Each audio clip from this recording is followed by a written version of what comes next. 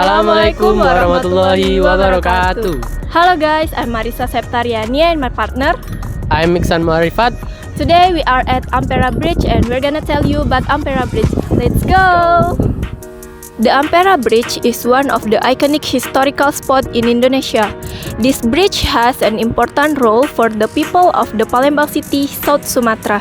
The Ampera Bridge connects the area across Ulu and across Ilir, which are separated by the Musi River. The middle part of the Ampera Bridge is designed to elevate, so that the passing ships were not caught by the bridge.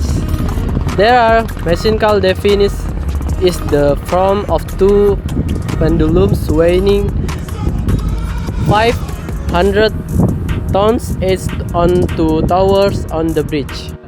However, in 1970, the activity of the middle of the bridge was no longer carried out. This was because the time to lift the bridge is quite long. One process for raising the middle of the bridge takes around 30 minutes. Another consideration is the diminishing number of large ships crossing the Musi rivers.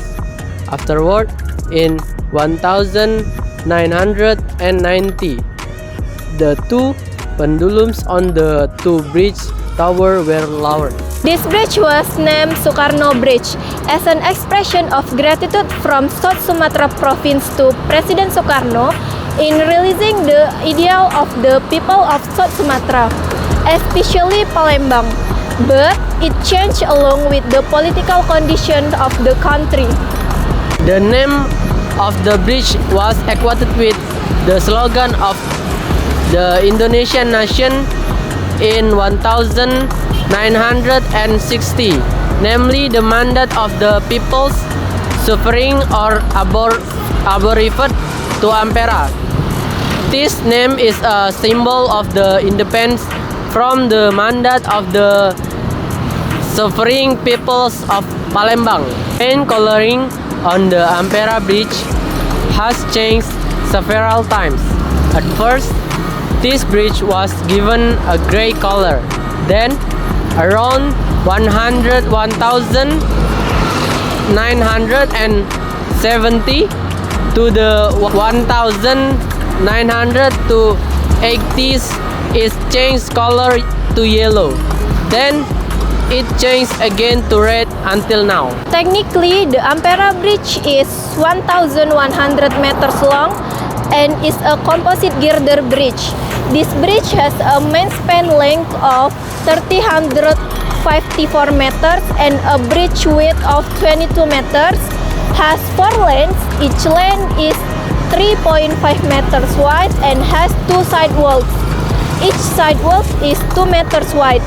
The bridge is 11.5 meters above sea level, while the tower is 63 meters above the ground.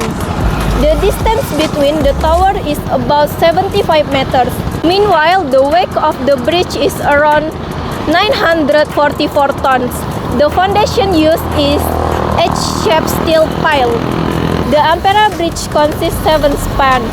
Span A1 to P1 and span A2 to P6 are end spans with a span length of 22.5 meters in the form of two simple plate girders with RC box type at the abutment and RC piers at P2 and P6.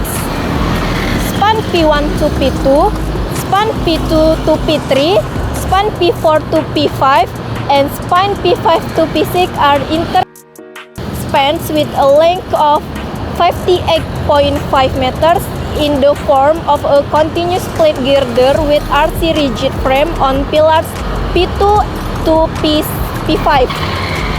Span P3 to P4 is a 75-meter long central span with a simple to support structure or simple plate girder. H-bridge span models per part 3 because the Ampera Bridge is classified as a simple span bridge. There are 3 models, namely the A1 to P1, P1 to P2 to P3, and P3 to P4 span models. Span A1 to P1 and P3 to P4 are simple 2 support bridge, while span P1 to P2, P3 are continuous span bridge. The steel beam is modeled as a beam element, while the bridge plate is modeled as cell element. The edifice that can be given is that is said necessary to carry out the delicious evaluation of the substructure of the main bridge, including the foundation capacity, especially in the event of earthquake or the coal bridge calculation. Furthermore, to monitor the condition of the Ampera bridge in real time. Innovative things that are needed to increase the preservation value of the Ampera bridge include using the Ampera bridge as an integrated tourist attraction with Musi River tourism and opening access for the public to visit certain place of the bridge. Okay, we think that's all. Thanks for watching and see you on the next vlog. Bye bye.